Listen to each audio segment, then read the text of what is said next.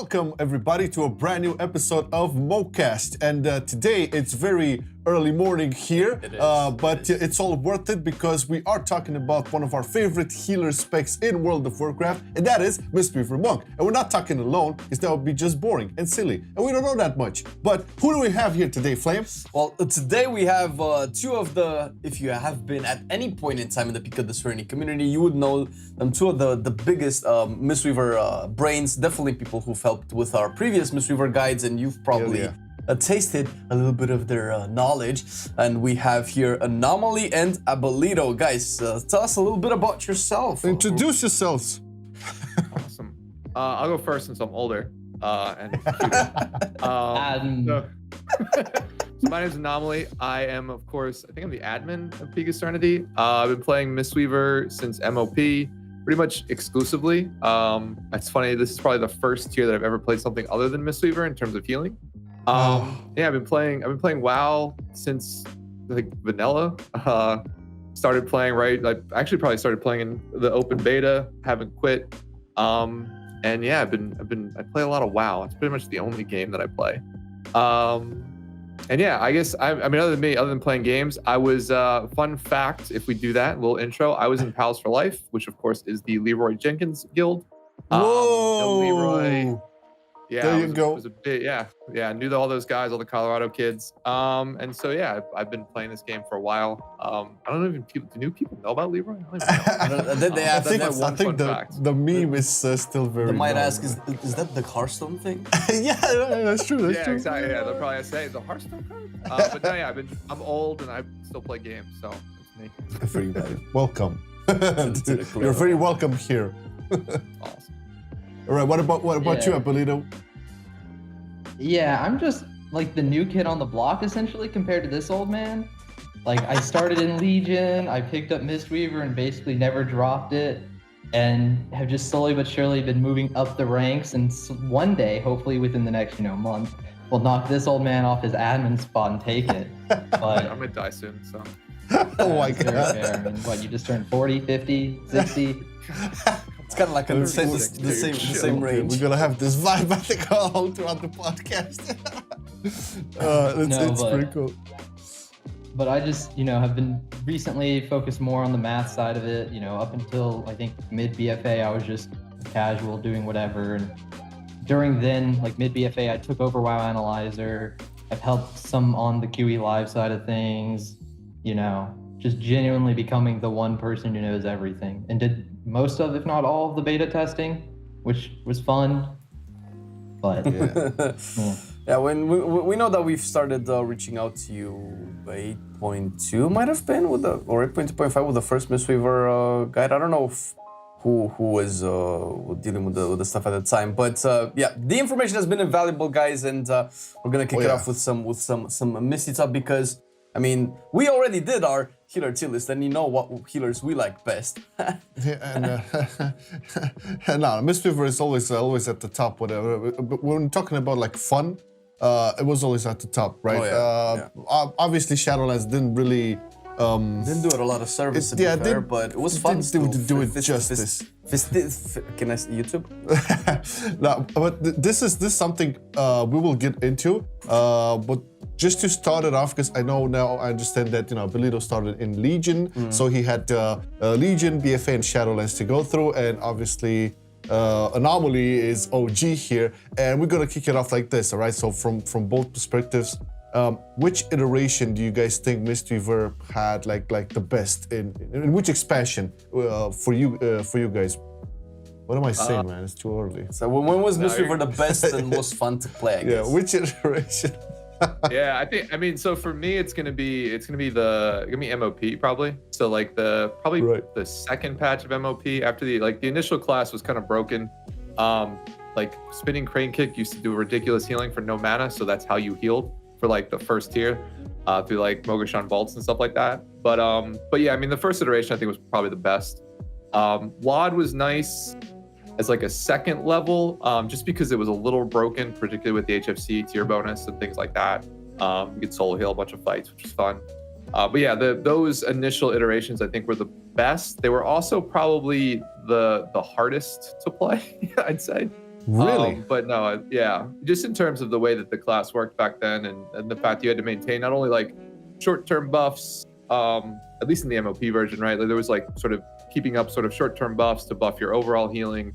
Was a lot of like transitioning from like using damaging abilities to then using your healing spells, not only just with chi, but with with your tiger palm and things like that. So yeah, I mean that was the most fun. I always have enjoyed sort of like builder spender healers. So like I played Holy Paladin this tier for at least sired progression. Yeah, it was bad. But so like those are the type of healers I enjoyed anyway. So I mean like yeah, original monk was probably the best at least iteration that I played. So yeah, props to Chris Kalicki. I know he was the man responsible for the monk class. Yeah, well, I think specifically MISTWEAVER, if I'm not mistaken. He worked a lot on MISTWEAVER.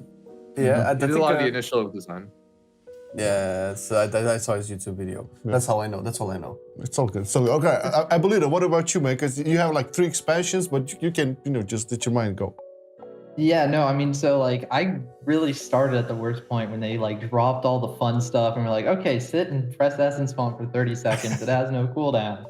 But I've gone back and looked at things and watched VODs and whatnot, and like looking at like the generic playstyle of like late WAD with the HFC set bonus. You have like half your raid covered in renewing mists like at a downtime, and the full raid covered at peak, and you're just sitting there spamming out spells like uplift to like heal the whole raid and whatnot. And then the people solo healing, what was it, Archimond later in the patch, just looked like a lot of fun.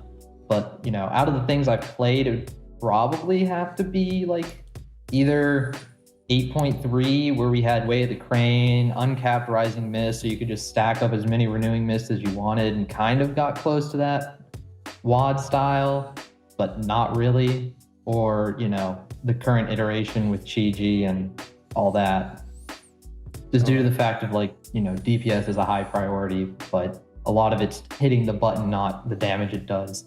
You're not punished for armor and things like that. Yep. I mean, I think we had a sweet spot for MISTWEAVER in BFA 8.3. I think we both played it at some point. Yeah, I think I've picked it up. I always obviously it was 8.1 when we started to do the guides, but it was something. No, but really playing it in dungeons, like in arenas too. Yeah. It was always one of my favorite healers in arenas as well. It's something about the playstyle just stuck to me. It's smooth. It has nice color, animations, movements. It has everything, man. It's unique, like color and animations, and it's pretty. Yeah, that's. I was just adding on top of. I just like slapping people and kicking them in the face, and it's like, oh, my party's sealed. Wait, but I just get. Oh, that's good. Sure, I'll take it. Yeah, it's pretty good. It's pretty good. But yeah, so it had like really shining moments. At least from when we started playing. You saw a lot more MISTWEAVERs, let's say, in all aspects of the game in BFA. But moving on to Shadowlands.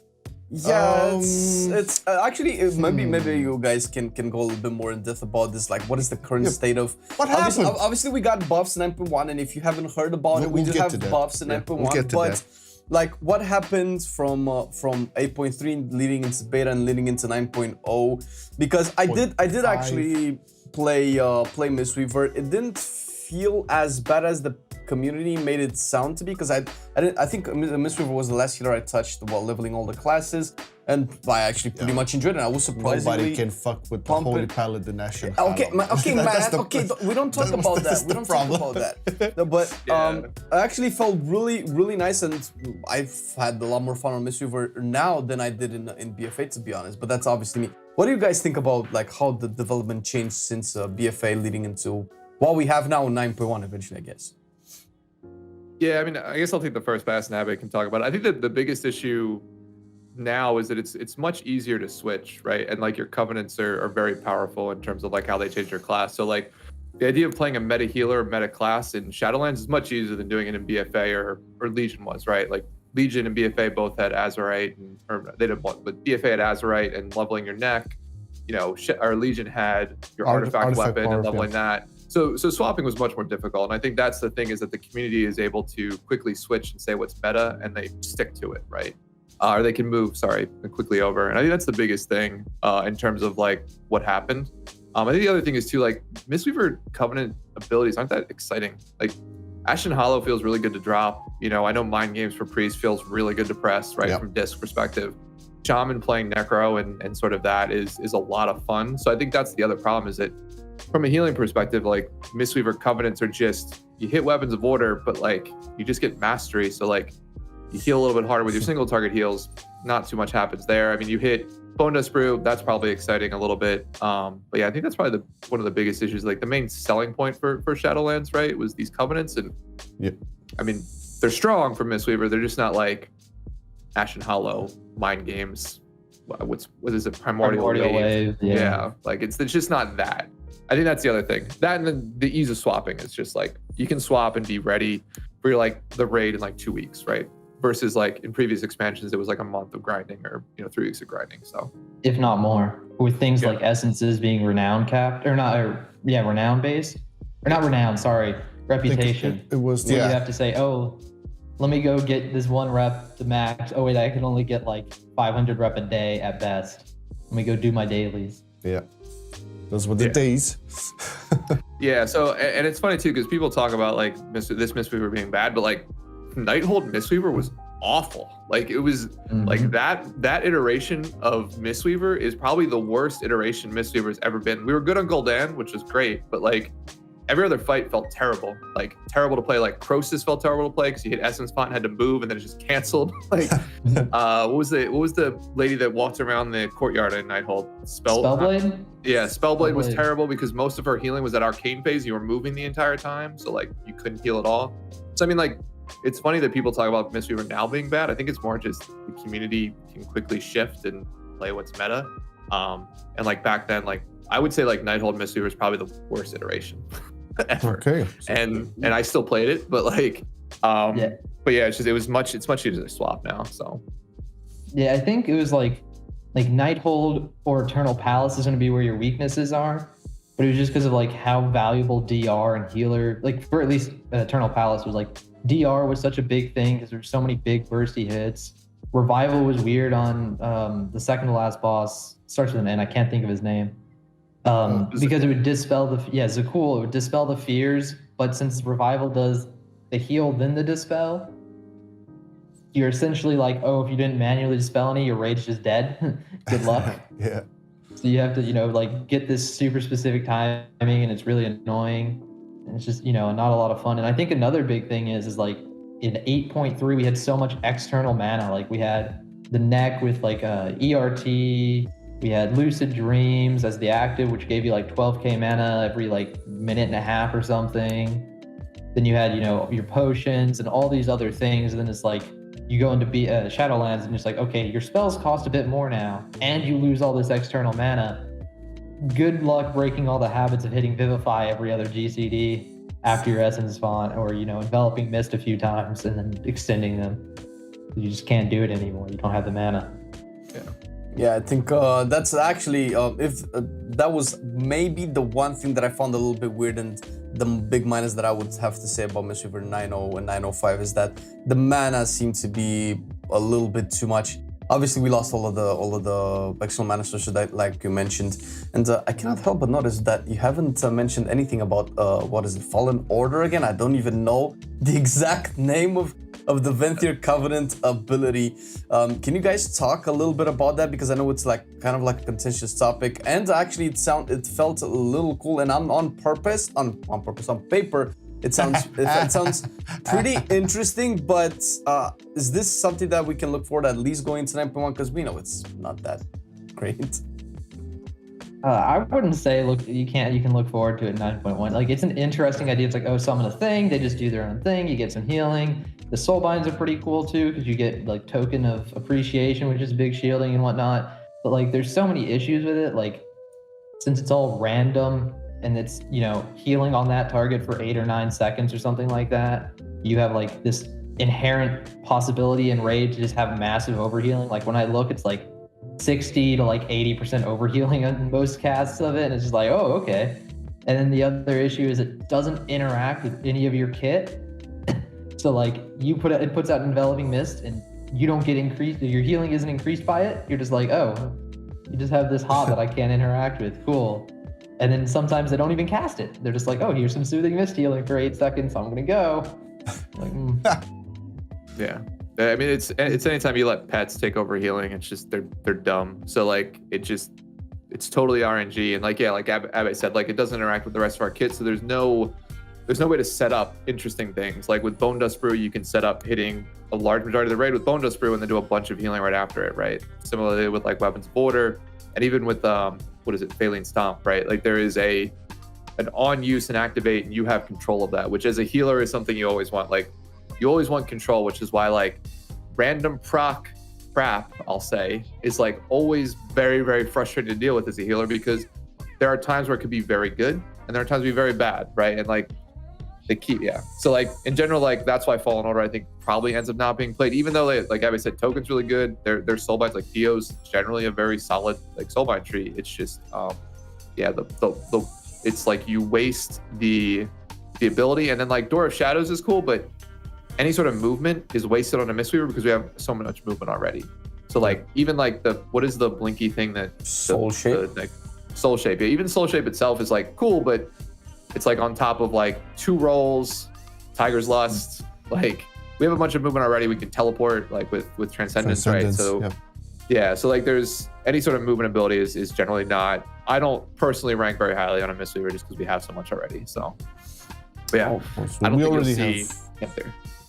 We already have Ventures per powerful for Holy Paladins, man. That's enough. Yeah, that's all that can be done. You can have 2 healers. Are they gonna state that way in Ample? We don't know. But normally we actually save this section for a little bit later in the video. But I think it's a good time just to make a segue into it, because we're kind of on the same topic with Covenants, and obviously we're getting the legendaries. I think this is coming.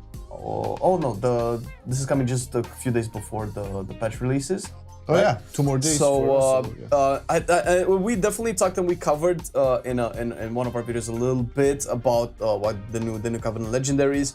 Can you guys go a little bit more in depth about it, because you did mention stuff about RNG, and personally I like to tank a lot, and being in charge of any kind of survivability that's based on RNG feels incredibly bad design, especially in a game environment where you can probably be global as a tank. So doing that for the healers doesn't feel incredibly great as well. And I'm thinking of, I think it's the Necrolord new legendary, I forgot what its name is, but that has a random chance of proccing Bone Dust Brew. But going into that, can you guys talk a little bit about the Covenant legendaries, if anything changed, if you think that they need to do a specific change for them to work, or what does Mistweaver need to be at least competitive on top of the buffs that we're gonna get in a few days, I guess? So I'll take the legendaries if you want to take what we need to be competitive, buddy. So like, they've introduced 4 new legendaries. I think it's Call of Arms, Call 2 Arms for Kyrian, where when you press Weapons of Order, you get 12 seconds of the Celestial you have, Chi-Ji or Yu'lon. That one is actually looking pretty fun and interesting. Like we've done some rough stuff where it's like if you were already taking Chi-Ji, potentially better than Ancient Teachings if you can actually use it at aggressive times, fun like that. And then on top of the, what's his name, Mechanicos, come on, bud. Mechanicos. Sorry, man. I'm not a lore master like you.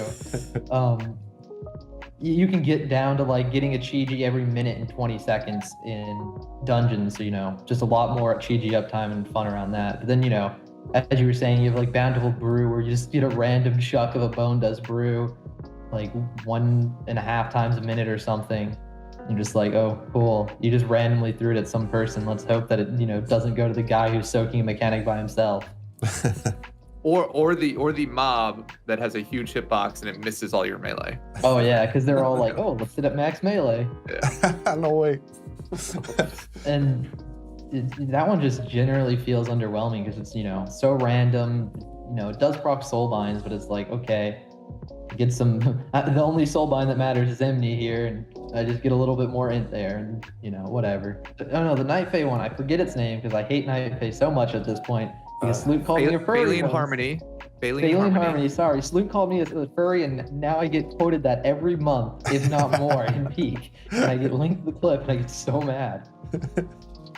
No, but it's such a strange and situational one because it's a lot of the power is built around the RNG chance of it, which doesn't feel good as a healer, and it's like, another Phalanx Stomp, randomly within my cast, the 30-second cooldown, that might be great. I might sit on it for 10 seconds.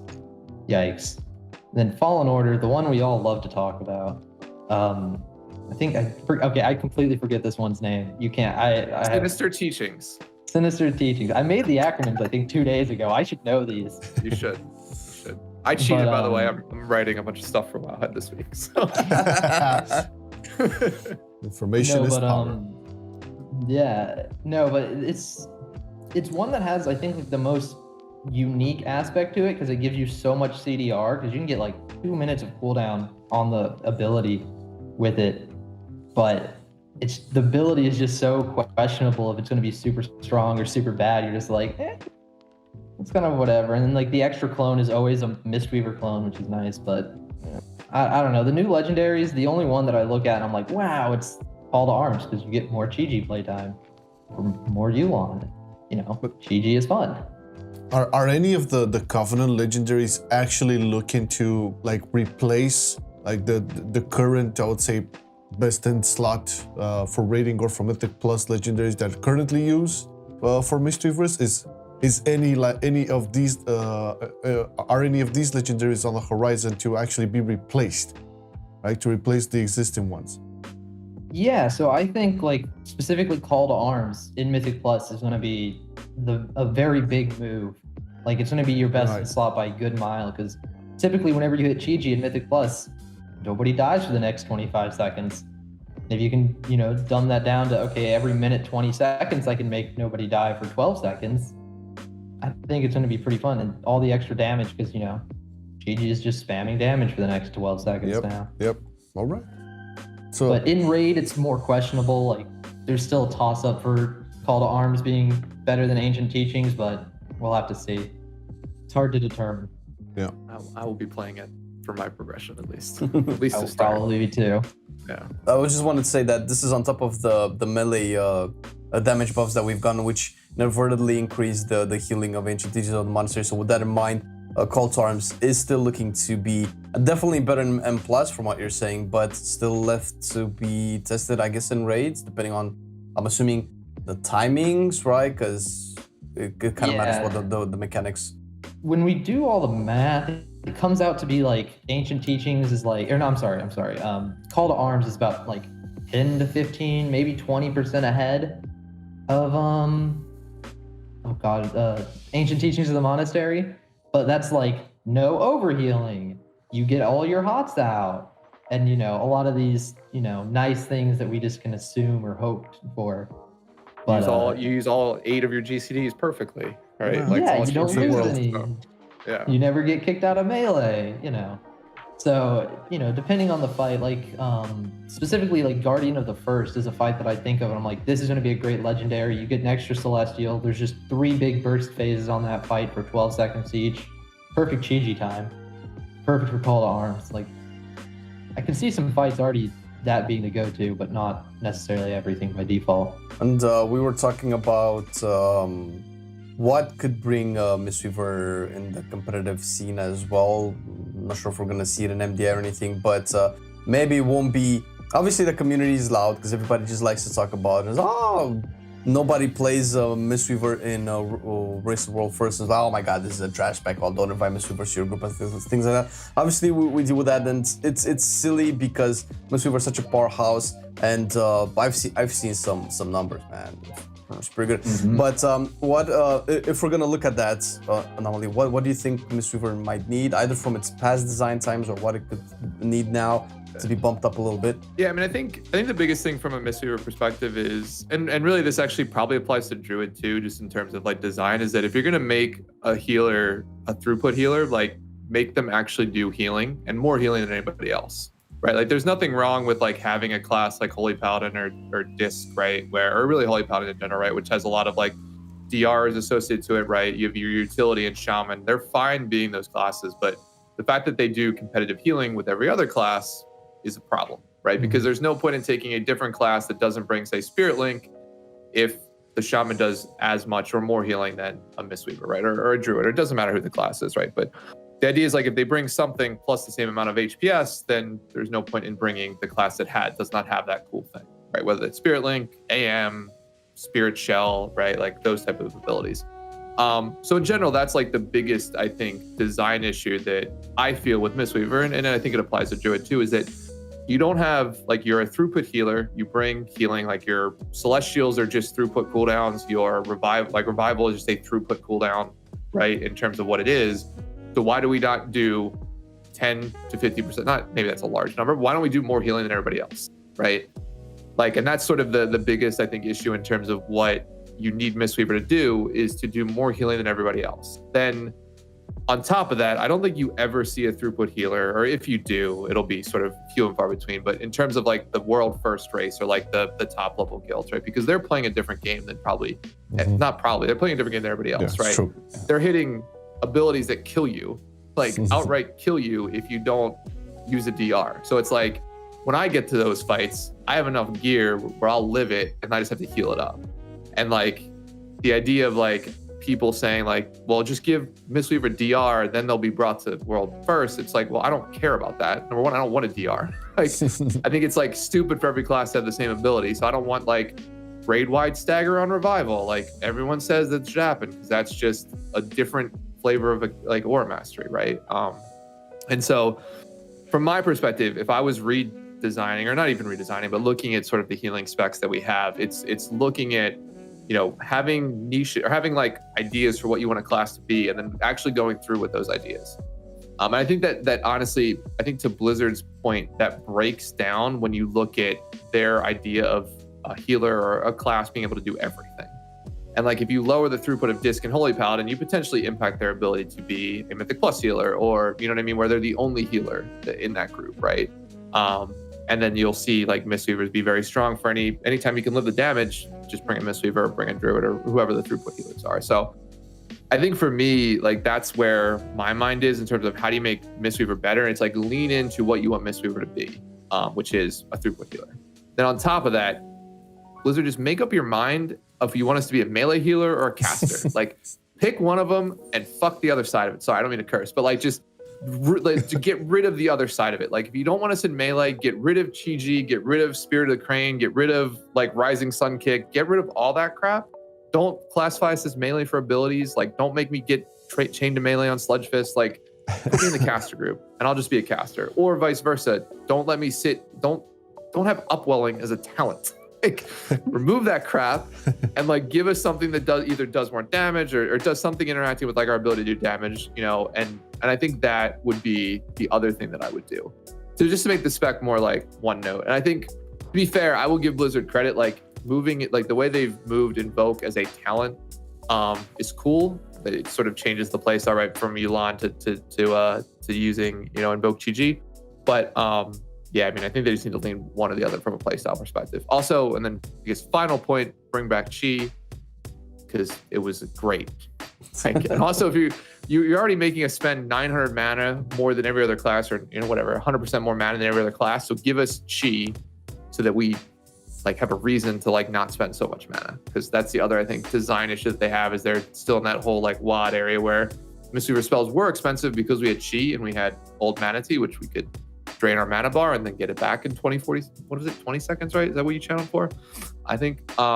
So again, like, I guess to sum it up, make us an actual throughput healer, make throughput healers an actual throughput healers. I don't care if it's Mistweaver or Druid, just give it that.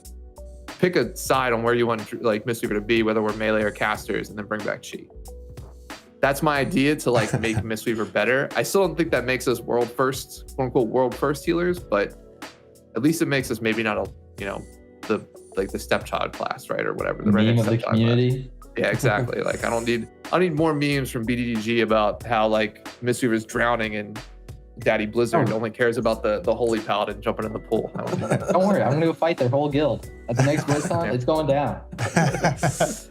This is on your point. I'm more of a I like the choice of play style embedded in, I guess, in the talents in this situation, because you can either play Rising Mist or you can play Upwelling. Whether or not they're balanced, I guess that's always a topic that we can debate. And you can correct me if I'm wrong, Anomoly, on this one.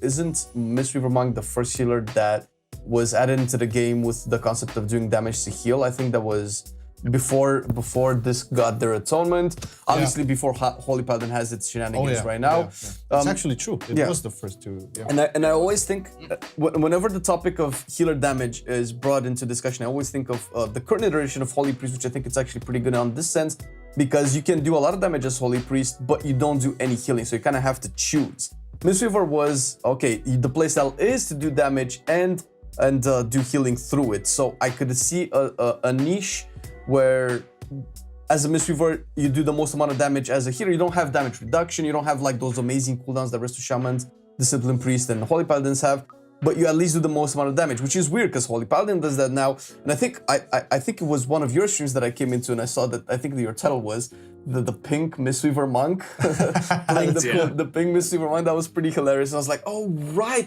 Because monk is supposed to do all of that damage. With Holy Paladin, you can probably chuck that off to playstyle as you're generating things, so you don't probably need to do as much.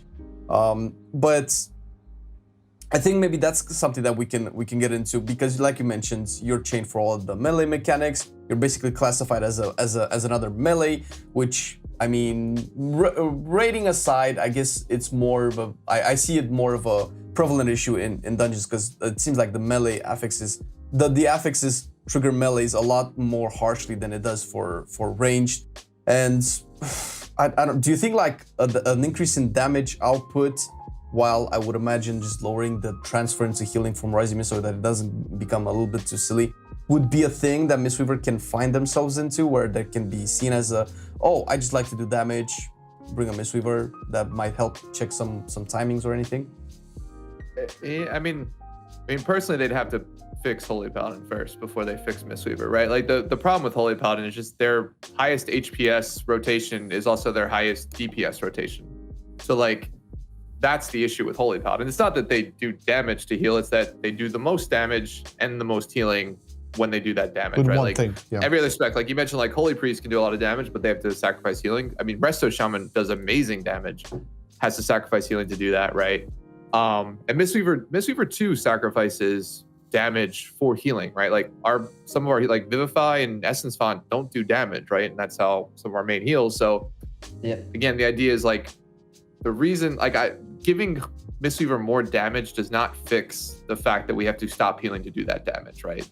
And Paladin will always be better in that case, like at least in their current iteration. So, I mean, to be fair, like the whole pink Mistweaver spec thing, like they literally lifted She and like the way Mistweaver played and just made it Holy Power and Crusader Strike and Holy Shock. Like well, I guess Mistweaver didn't have a Holy Shock equivalent, but like the idea is like they lifted that exact play style and gave it to Paladins, right?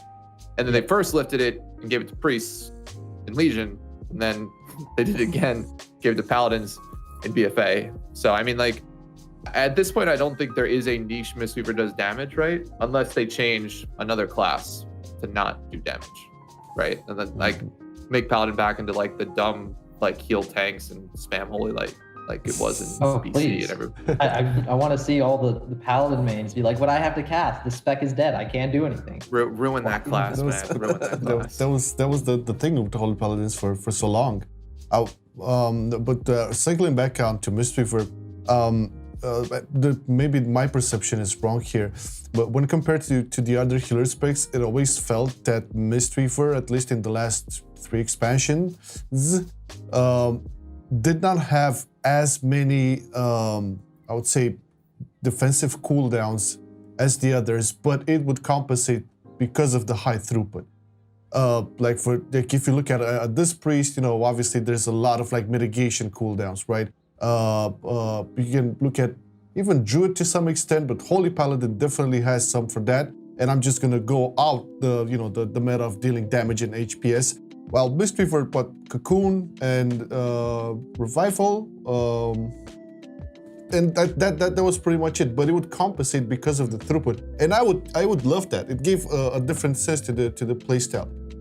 You talk about having it do damage and healing it and whatever. I actually love the iteration where you would just sit in the back, and this is in BFA, right?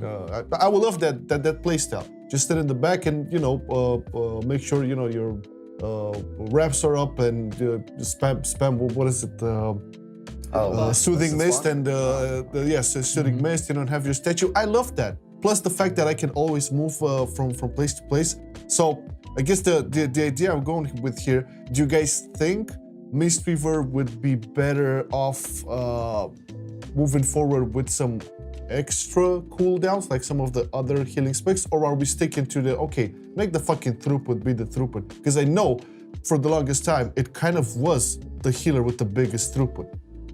Or maybe at least from an average player perspective, it felt like just pressing my buttons, I started to do way more healing, way quicker than any other healer in the game. Especially if you already had a good renewing mist setup, you can explode in the meters. I used to love that, man. I feel like that's kind of still how it is, but it feels like I have to work a lot for my numbers as opposed to maybe what I do with Holy Paladin or Resto Shaman or things like that. Yeah, so like the previous or the older iterations of Mistweaver, I think, was just like very like, it was like, okay, you're supposed to do throughput, you can instantly get that throughput, you don't need to work too hard, you know, Essence Font when damage hits, hit Vivify, chase the renew or Essence Font hots, you're doing big HPS right away. You don't need setup like Disc Freeze or, you know, things like that. But it's like, as all the other healers' numbers have slowly crept up and, you know, Glimmer has started to take over. They're like, okay, one Holy Shock. Okay, there's your whole Essence Font because Glimmer is OP, Shock Barrier is OP. Have fun. It's just, you know, it feels like the issue is, to me, is like Blizzard has these two ideas where it's like, okay, you have the Rising Mist playstyle, where it's like, okay, you want to set up and, you know, have your burst windows, and you have, you know, your upwelling where it's like, okay, I want my immediate HPS, hit it when I want it. And then it's like they're having to try to balance both of these at the same time, where it's like, okay, I can't have too much immediate HPS, or, you know, Rising Mist gets kicked out or becomes massively overpowered, and, you know, vice versa, where it's like, oh, if I have too much setup time, then the upwelling play style just falls apart. And it's this weird issue where it's like, you know, you have two different play styles that it's like, if you want to add a cooldown, it might make one viable or better, or it might just completely break the other. And it's just weird because it's like both are good and viable, and, you know, some people like one and some like the other. And I feel like Blizzard's feeling the pain of, oh, I don't want to divide this community. Yeah, all 12 like half of us. the people. Yeah, we got what is it, a third of the community here? Exactly. Yeah, all 12 of us will be real upset if they break one of those. To that extent, maybe we can move into another thing that we usually like to talk about, essentially like talent design, because sometimes talents can be there. Although I do feel like maybe Mistweaver might have a better distribution of viable talents, at least from my perspective, than other healers. But still, we can still talk about it, because you did point it out clearly. Which, although this is something that I do like, it does run into a couple of issues. Rising Mist versus the others, so essentially, or let's say upwelling. You kind of switch playstyles where you're either in melee and in range, and like Anomoly pointed out, it doesn't help too much when the encounter is designed to look at you as a melee, and you have to still be in melee even if you play upwelling, because if you're gonna be chained at Sludge Fist and you're gonna be in range, well, that just doesn't work. So unless, which I doubt, they introduce a form of smart AI where you can tell if you're running upwelling or Rising Mist, or if they can tell if your playstyle is range or not. Yeah, I know I'm going a little bit overboard for Blizzard right now, but unless they do that, then that's always going to be an issue. And obviously, the whole fantasy of Mistweaver is to punch and kick, at least at some point during the fight. I don't know if making Rising Mist baseline and then putting something else would be a better ideal, and making the monk seeing as range, and then you can maybe go in occasionally to fist if you want to. But how do you guys see this dynamic being changed? Is it a problem with the talents? Is it something that can be fixed by swapping some things around? Do we have to get rid of Rising Mist entirely and just be like a healer and just choose if you want to do damage? How do you guys see this dynamic going forward? And we can talk about other talents too. Probably. Go into other talents as well, Yeah, I mean, I think at the top level, like the level 50 talents, I think are fine for Mistweaver. Like I don't particularly enjoy upwelling just because it sort of takes you out of playing your class for up to like 6 seconds, right? If you let it stack. But I mean, I think it's fine. It basically doesn't, it gives you a little, not a bonus, but it doesn't hurt you from like an efficiency perspective, from like if you don't cast Essence Spot on cooldown, right? I think Rising Mist is fine as a talent. I think it's interesting.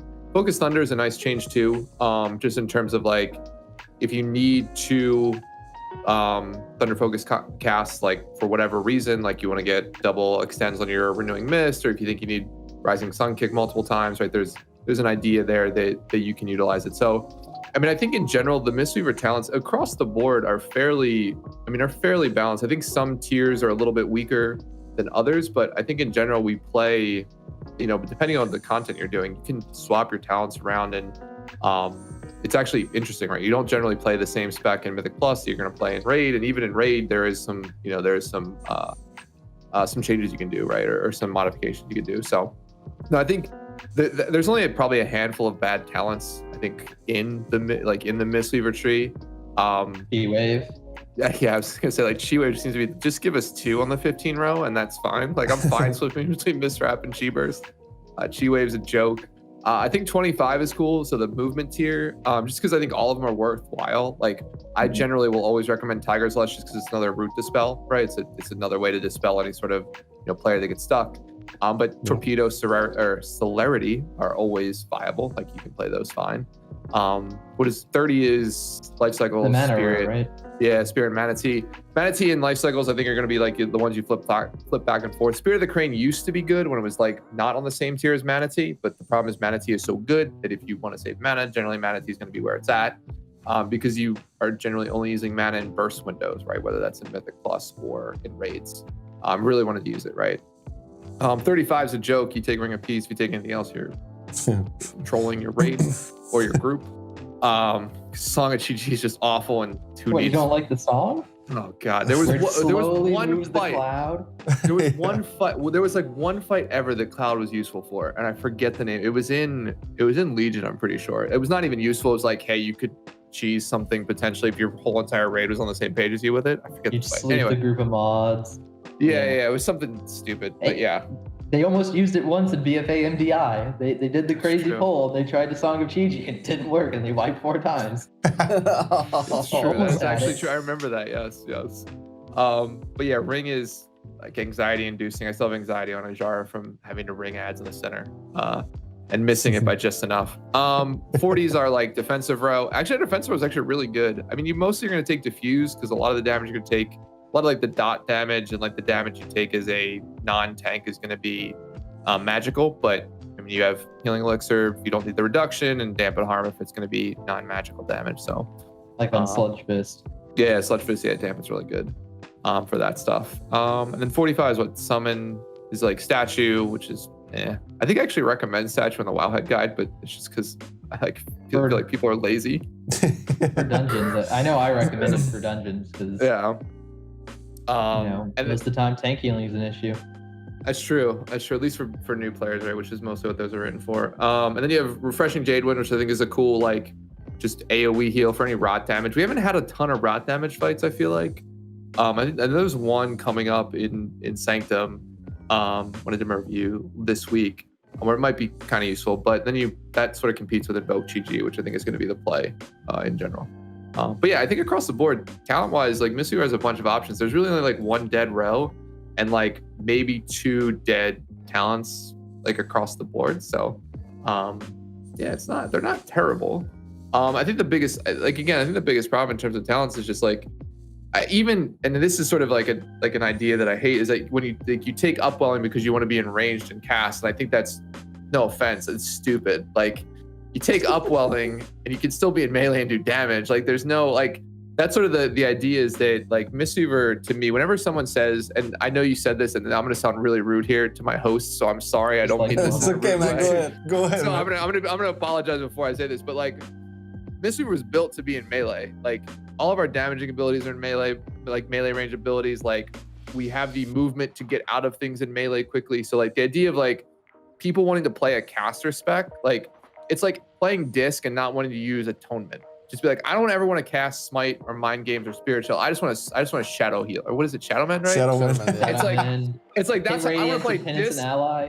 Yeah, I want to play disc and penance allies and use Shadowmen. Like, that's how I want to play disc priest. And it's like, when I hear people like play, like, I want to play caster Mistweaver, I'm like really? Like, just roll a different class. Like, play a shaman, play a holy priest at that point. Like, actually, to be fair, you want to play caster Mistweaver, play holy priest. It's more fun and you do more healing.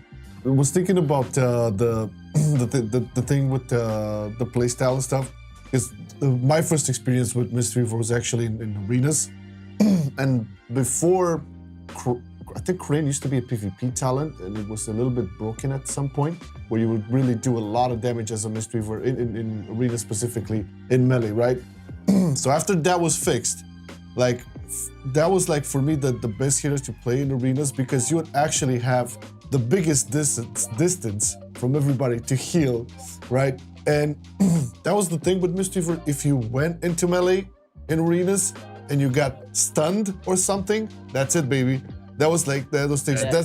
That's I moved to dungeons, and I was like, oh man, I love this playstyle, because coming from arenas, just sent from afar and then healing, it was that good. But I love the mobility and the smoothness of it. I never really got into like actually meleeing, and doing damage to heal, because it was for my mind was always ingrained, playing a lot of this priest and stuff. It was like, okay, I'll play the safe route, but I totally get the point now. I'm guessing it's much more fun in raids and dungeons. You just go to damage and heal at the same time, because it is a fucking monk if you think about it. It's hits and chops and shit and kicks. Oh yeah, it's all good.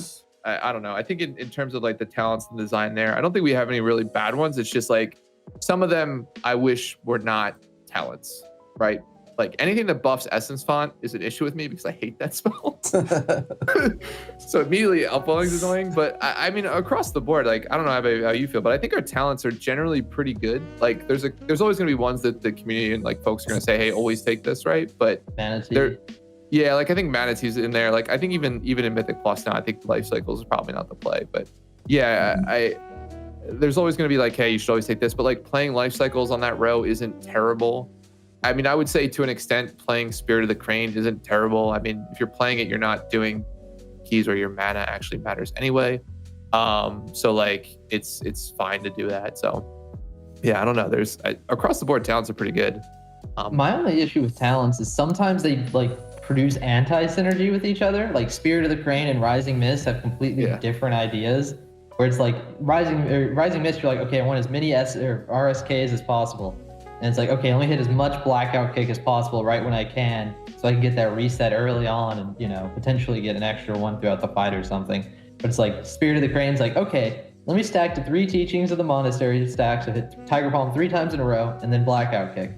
Because the only mana that it gives is from the teaching of the monastery stacks. So if you're like going to 1 stack or 2 stacks every time, you're losing a ton of, overall efficiency on the spell. And it's like, oh no, now it's so much further away from Manatee than it was before. Because I think it's like 40 or 50% of your GCDs right now have to be Tiger Palm, Tiger Palm, Tiger Palm, Blackout Kick, just to equal Manatee on, a generic rotation. And it's like, oh, if I start to do 1 or 2, it really falls to 70% of my GCDs. Might as well only hit these buttons.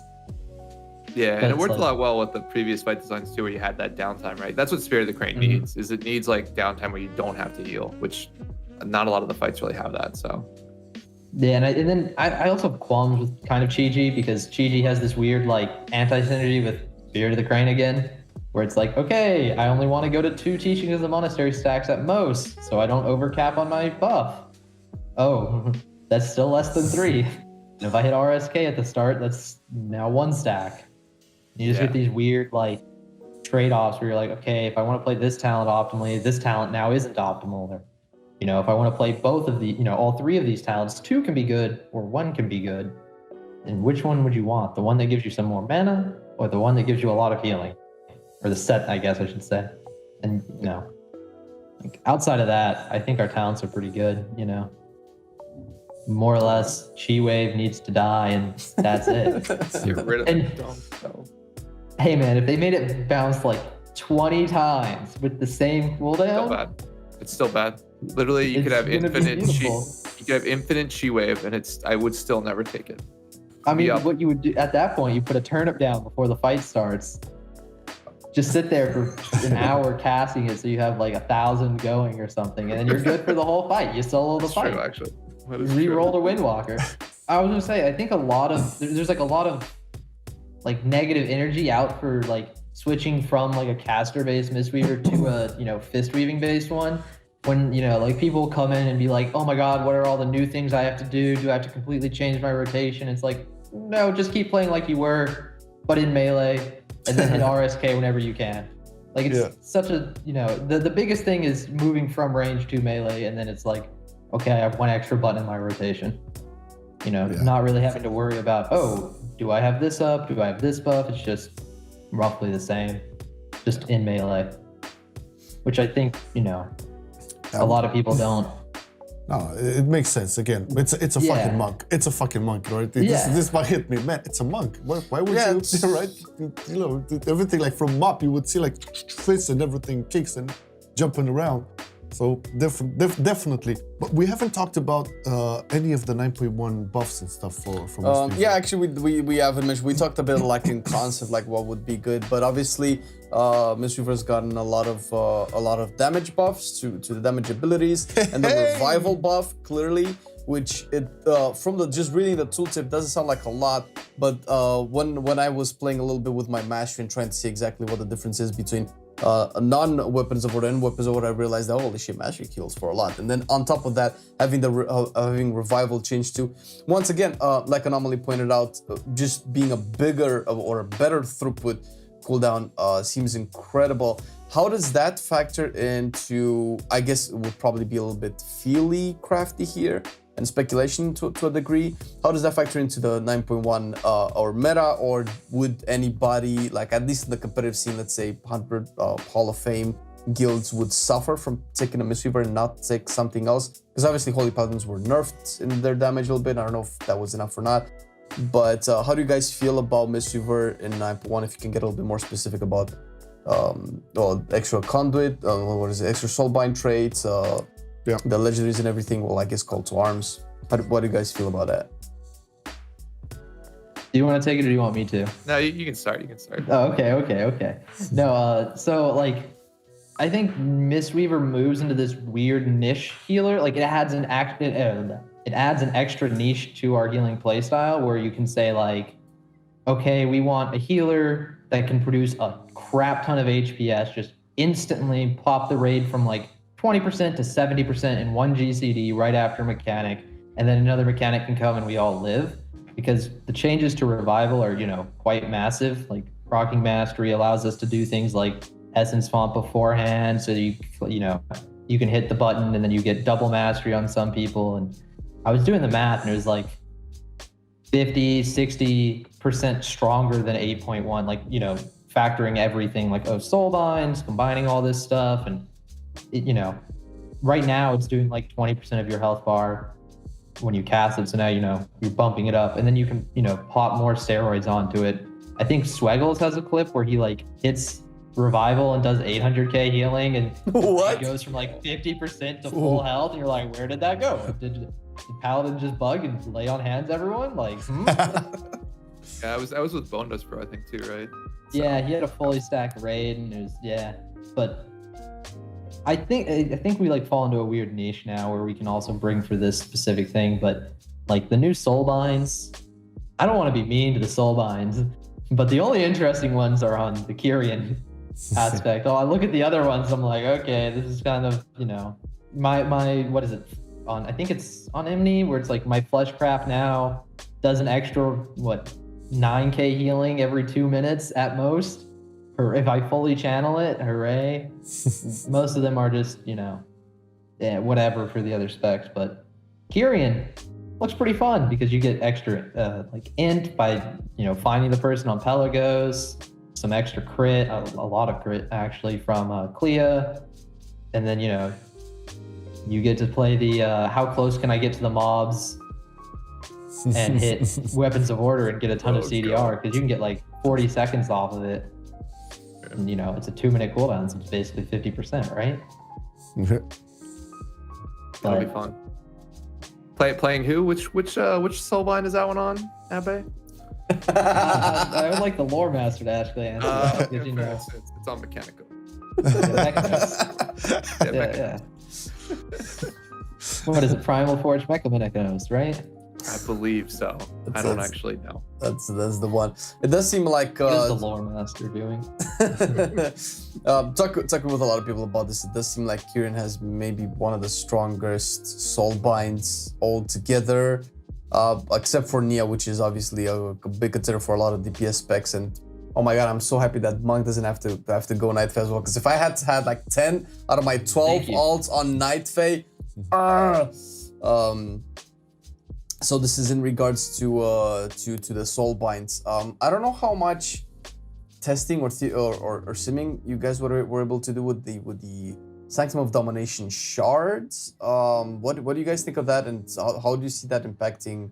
I wasn't incredibly impressed about what they do. It's nice. It's kind of like a buff. It's kind of like a 25% tier set bonus, but not really. It's a poor man's tier bonus. Yeah, it's like we don't want tier sets again, but it's an awful system, and it feels it's like awful. Oh, sorry. It feels like they said, here, you wanted tier sets. We'll give you every possible worst combination. Now you have to put these 5 pieces on, get your gems, and upgrade it. Go recraft your legendaries.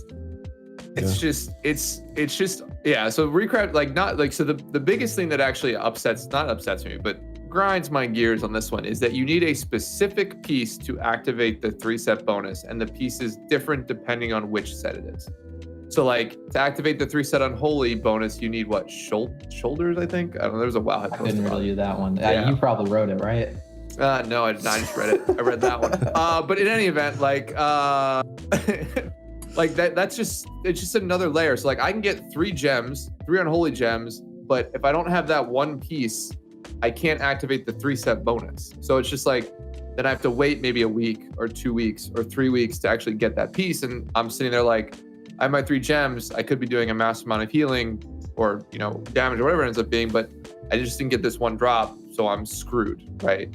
And that's gonna actually be an issue, right? Because I think particularly with some of the math that Volk's done, on just the gem bonus in general, like Unholy seems very good, but only if you can activate that 3-set bonus. The actual individual gems are terrible, right? Yeah. Like, but the bonus is very good from a healing perspective. So it's like if you can't activate that bonus, then you're basically gonna waste maybe materials to get the gems, maybe for like blood or something you can activate that's just going to be better for the meantime, and then you'll have to swap out all your gems, and it's just it's a convoluted system. And then like Abbe mentioned, on top of it, you got to recraft your legendaries because the gems are strong enough that having a legendary, not having 5 gems is an issue.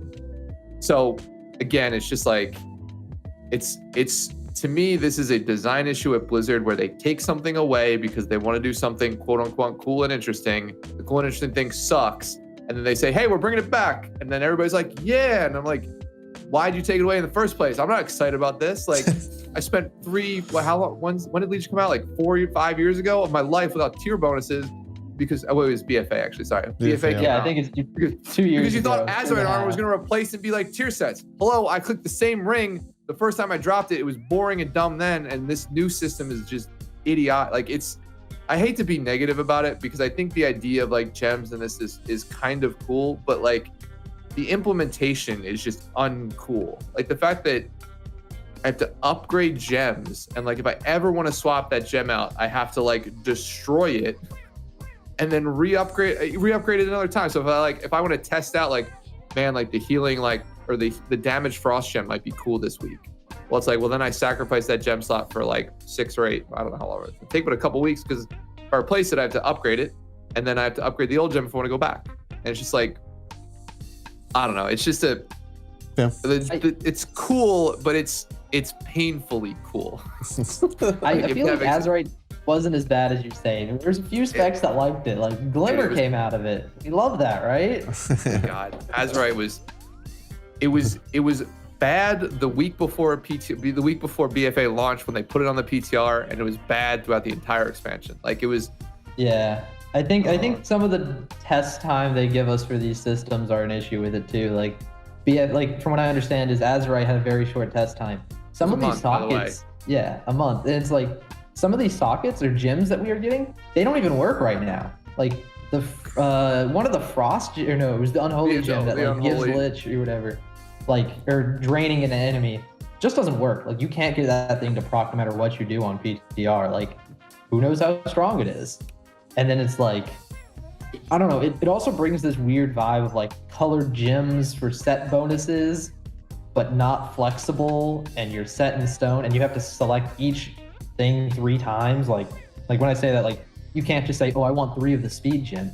No, you have to get each individual one. You just fall into these like weird pits of like, oh, it's like 8 systems combined, all with their worst qualities. Yeah, I mean, because like you ultimately you're gonna pick your gem color based on the like whatever the set bonus is, right? Like that's gonna be the strongest part of it. So the rest of the gems don't actually matter.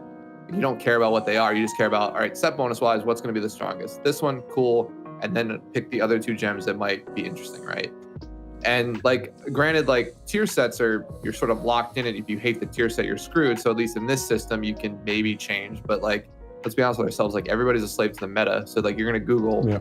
I play Unholy. I play Mistweaver Monk. What does the Wowhead guide or the ICV guide or the Pika Serenity guide tell me to pick?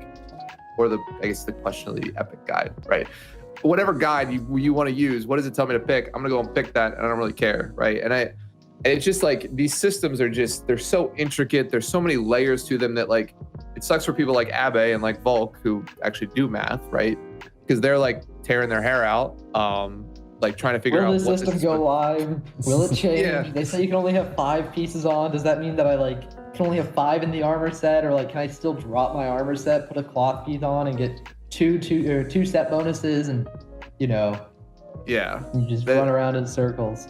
They find and then like they don't give you the like Blizzard has not ever like they've been very good about this. I guess I could say is that these major system changes they've given us very little time to test, and not an easy way to test it either, right? Like we don't know how gems are going to work, we don't know how upgrades are going to work. So like getting the gems is sort of a hassle. Like they just put a vendor on for weapons, so now we kind of know how some of the weapons work, right?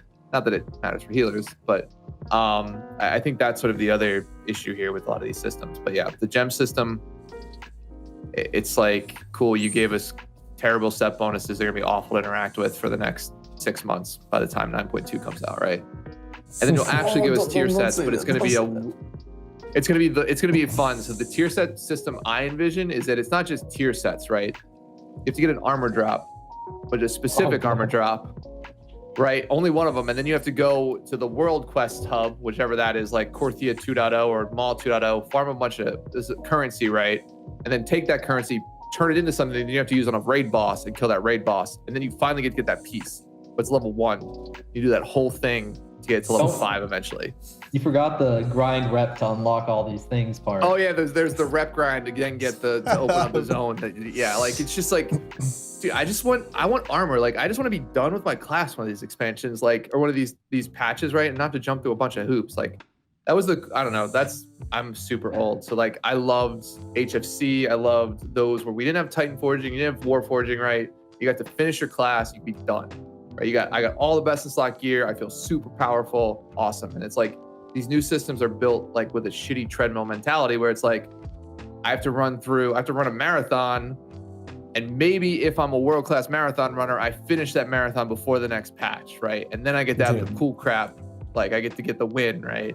And maybe I don't, and it's like, well, great. Like I just not wasted, because I mean, we play games, we have fun at least, right? I complain about this game, but I enjoy the hell out of it. But it's like you played it for what, 20 years? 30 years maybe? 16, all right? 16, bud. God. God, I was as old as you when I started playing. This is terrible. So I'm just you, but 20 years ago. Yeah, exactly. But yeah, no. So I mean, it's like, yeah, it's the gem system is just another like convoluted way for us to just get like an easier system that they had, 6 years ago, right? Wherever it was, whenever BFA. Tier sets also had flexibility. It's like if you have crappy luck 1 week, you can still get your whole tier set. Like you could say, okay, the best ones, chest, legs, head, cape. I think those are 4 of the pieces they would drop on. But it's like if you get it on gloves and you don't get the cape, you're like, hey, I can still get the set bonus and I'm not completely screwed. Or it's like if a new playstyle like is discovered midway through, you can be like, oh look, I already can, switch to this. Yep. Without, recrafting the legendary and hoping it's not on a piece that you already have in your set bonus and crying. Yeah. I don't know when all of this started, but it feels like for me it started with Warforging or Titan Forging, essentially, where you were never really done. And I think Ian might have also mentioned this in one of the interviews, that they'd like players to keep having that oh wow moment, but maybe they're overlooking at the replayability factor of WoW, where you're just, okay, I'm done this, I've geared this, maybe I want to play an alt, maybe I want to switch playstyles, maybe I want to switch specs or anything like that. And I thought, going into this, and in 8.3, that 8.3 had an unnecessary amount of currencies. Boy, this 9.1 one up that. Jesus. Yeah. And it's like I mentioned, it seems like it's just way too much. Why does it have to be? Why does it have to be this much? And I don't know. Part of their brand for the last couple of years. I don't know. They just like to add layers upon layers upon layers on simple things, like Anomoly put it. Basically, it's the brand nowadays for all the Warcrafts. Like whatever something new is gonna happen, you can expect that shit is super complicated. Going to the back door to talk to the first person, then get some beans and. I'm telling you, man, it feels like I'm actually playing a mobile game on the PC where I know. I'm always have more currency to get. All right, just circling back to MISTWEAVER, right? I think we can rant about WoW for days, man. At this point, this is how much we love this game. We can we complain a lot, but it's from a place of love and actually want it to be be the game we all want to play. But we usually do this towards the closing in the end of the podcast. Like if you guys had the power, maybe I don't know, working at Blizzard or being in charge of the MISTWEAVER spec or whatever, right? And you had this power to either invent an ability for the spec or bring back something for the spec, what would that be? I mean, mine's easy. Like you bring back chi. Right, you mentioned it, yeah. Yeah, like you just bring back chi. Like I think in terms of like a design idea, right? I think if you bring back chi, it opens up a lot of other things you can do with the spec, right? You can turn Essence Font not into a thing you want to press after damage goes out, but maybe a thing you want to press before damage goes out, right? And you can turn like Vivify into like maybe not particularly the old uplift spell, but you can turn it into like something that's slightly more interesting than just like your filler heal, right?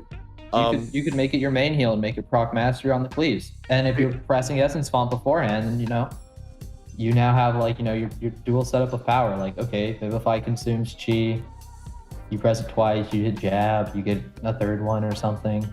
Yeah, exactly. Yeah, and then you can make Soothing Mist like proc additional chi like it used to, or just like increase your chi generation if you're using Soothing Mist, right? So like I think that's the idea to me, is that chi sort of centers the spec on something that at least I find enjoyable. So like if I was like the monk class designer, well, at least MISTWEAVER, who cares about the other two specs? Yeah, whatever, dude. Brewmaster's been good for years, and Windwalker got their time to shine, so they can be broken for the next couple expansions, for all I care. No, I mean, that's what I would do. I think it's bring back chi and sort of really lean into that sort of being in melee, hitting damaging ability. They don't have to do damage, right? They just be damaging abilities, right?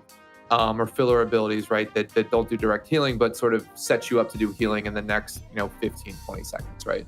Because those are the specs that I enjoy playing, right? It's sort of making sure like Paladin, we talk a little about Paladin, but it's like managing holy power is fun to me. And so personally, if I was designing MISTWEAVER, I'd bring back chi and I'd build a bunch of systems and a bunch of spells around how that works, right? I don't know exactly what that would be, but the idea would be is like chi becomes a part of like what you care about as a resource. It's hilarious because Blizzard removed chi, and I remember this, they removed it because they thought it was too complicated. They thought 2 resource healers were too complicated. Can't do it. Oh man, It's impossible. That's the messaging they gave to work in Legion.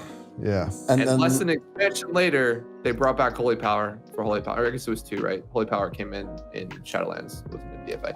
But in any event, like, come on, dude. Like, I'm just so jaded to play this You game. really are. You're like over here like, oh, you should farm soul shards again. Like that was a fun thing to do. Dude, come on. Just bring me back to like having to go to a level 60 zone before BWL just to fucking get some soul shards, dude. So I played Warlock too in Classic and DC. So I've always played sort of these like not very well liked classes, I feel. Off brand. Yeah, exactly. Yeah, keep to it. So No, but I think for me, I'd bring I would, it would be like a change and a modification to another spell, because like just bringing this back would make everything broken, right? Like in my head, it's like if you replace Chi Wave with, what is it called? Rising Thunder from Legion, which whenever you hit RSK, it reset your TFT. So then, you know, in that process, you know, reduce the reduction you get on RSK from TFT. So it's like, you know, you can run this loop of gameplay where you're hitting TFT more often, hitting Rising Sun Kick, making sure you're extending all of your HOTS, or potentially uncapping it and then, you know, reducing the extension by like a second or something. So then you can have this, you know, if I want to lean more and more into melee, you know, I have more talents to synergize, you know, have something a little bit, you know, more modern. Sounds not from 1993. Sounds cool enough. Were you even alive in '93? No, I wasn't. It was great. I didn't have to deal with you. Hey, I would actually I always started this because I have a big problem with MISTWEAVER, like lacking some sort of like defensive cooldown for others. Apart from like as I mentioned, you know, Cocoon and whatever. I would invent if Ian has a Costus, would put me in charge of it. I would say put this what's the name I thought about? Protective mists. You throw some mists at a player, and they just increase. I don't know, either reduce damage taken, or you know, your basic damage reduction thing. Yeah. Not auto mastery, no. Take up like a MISTWEAVER Barskin or whatever. Oh, okay. Yeah. Something like that, right? And I can see the animations, because you throw that shit on him and you can see the mists like going all through him and shit. You know that dude is taking less damage. I would love that shit. What do you think? I want to punch and kick something more. No, but you need the fucking cooldown. That's what I'm saying. That's the thing, because that's what Anomoly mentioned earlier. It would go a little bit into the just damage reduction. That's it. Homogenizing classes. I feel like making something with Cocoon, be, I don't know, on 2 targets or on cleave, but that turns it a little bit into Spirit Link. Imagine how that looks. Spirit Shell. But I think Cocoon is a nice flavory thing, and everybody can see Cocoon. It has like such a nice animation. It's like this big fat bubble, and it looks really cool on the board to see like that shields. Like, oh my god, that is so much shielding. I feel that's really cool. And Absorb has always been one of the strongest ways to heal, right? So maybe making a talent that you can reduce the Cocoon strength by 20%, but it can affect like 3 targets or. That could actually be a talent. Yeah, well, like have a talent to like split the Cocoon to people and shit. Or I don't know. I like Cocoon. I want more Cocoons. Or you put down these orbs that people. Oh right, they used to have that. You get Cocoon on them. Wasn't that? Yeah. We talked about healing spears. I got it in. Yeah, I remembered that. If I would have thought about it, I would have said it for the thing we need to bring back. Oh my god! Now, if I ever do that, all of the spheres will pop into the puddle of fire. It's like, okay, guys, go get your cocoons. Yeah, fight for it. If you would play, you would see fucking spheres on walls and shit. It's like you're doing city, and all of them would spawn up on the platform that's been broken, and you're just like, oh, get up there, Demon Hunter. On the elevators. Oh hell yeah! Oh man, yeah. I mean, I guess everybody can bring in some valuable ideas. We're not talking balance here, right? Because we don't care about that. No. Let Ian worry about that shit. Yeah. They've been doing pretty good on balance with Holy Paladins and Discipline Police for like 2 expansions. Yeah, they're healer definitely balance is in a great spot. Has been for decades. Never an issue. On the topic of Life Cocoon, they could bring back like, what was it, Beta Mob Life Cocoon, where it's basically just like have a bubble and you can't die. Like, God, dude, so period. It was just an immunity for someone else. Yep. I mean, it's Paladins using that in arenas is working pretty well for everybody. Protection Paladins have that. That's for Gift of the Queen or whatever. Queen of the Ancient Kings. Fuck off! Don't play pro Paladin in arenas. Don't remind me, man. Don't remind me.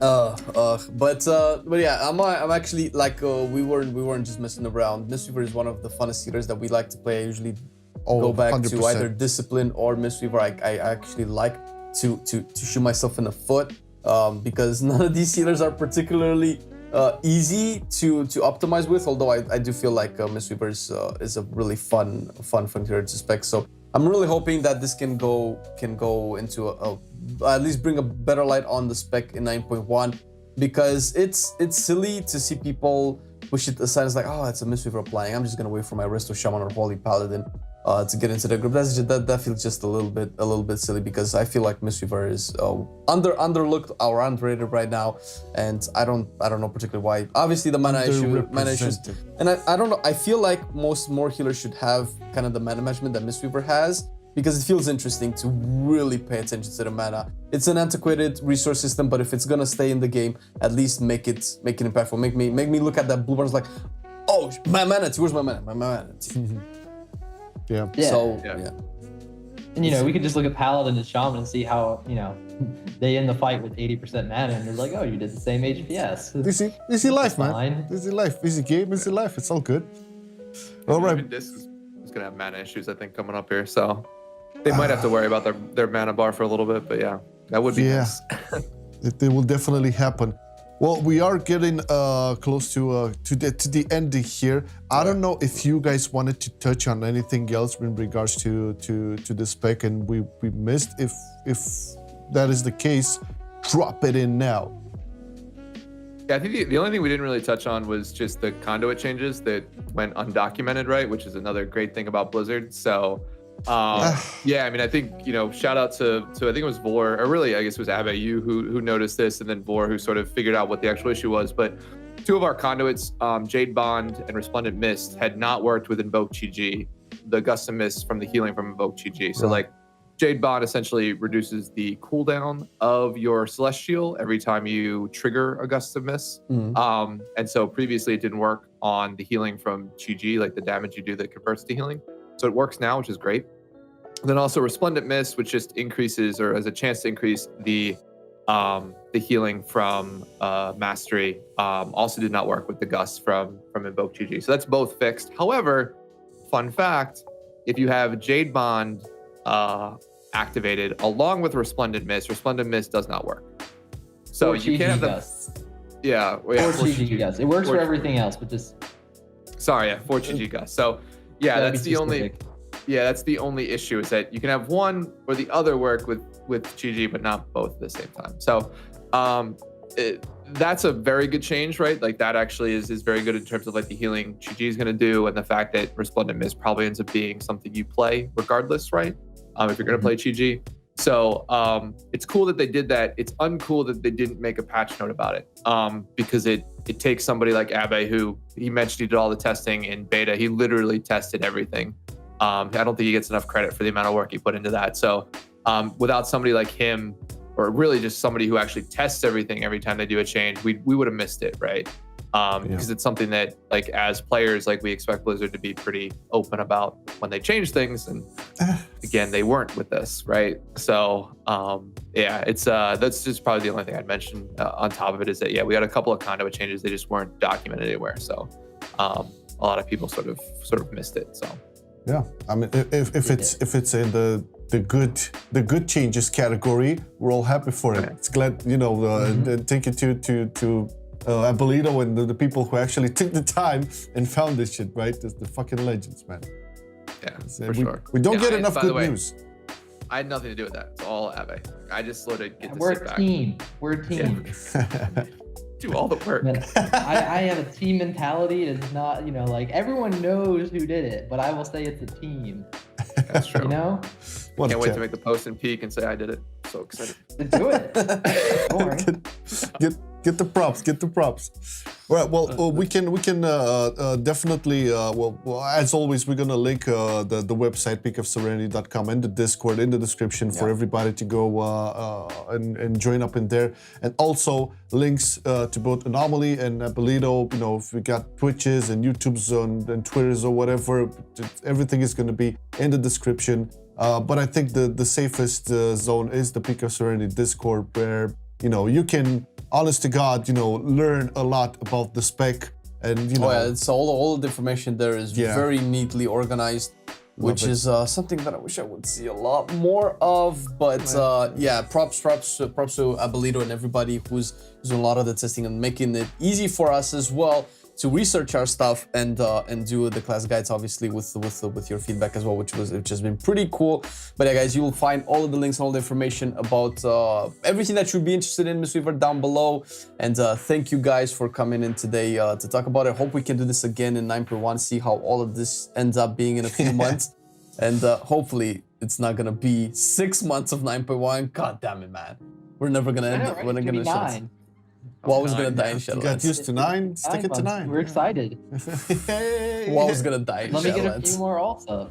Oh, God, yeah. But yeah, thank you, Belito, for joining. Thank you, Anomoly. And thank you, everybody, for watching or listening, depending on where you are at the end of this. We shall see you again next Monday with a brand new podcast and a brand new spec. And until then, you have a great week ahead. Take care. Bye. See ya. I'ma do it /bow. Still, I play it wild.